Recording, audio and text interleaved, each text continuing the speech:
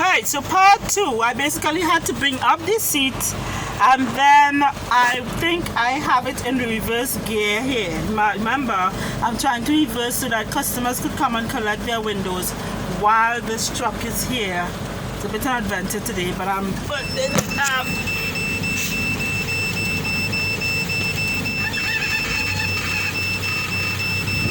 Go ahead, I won't hit you.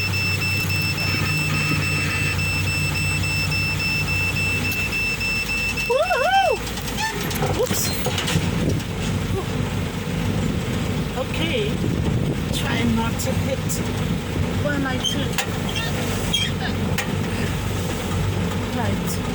So the goal is not to mash up in. Because we have air brakes.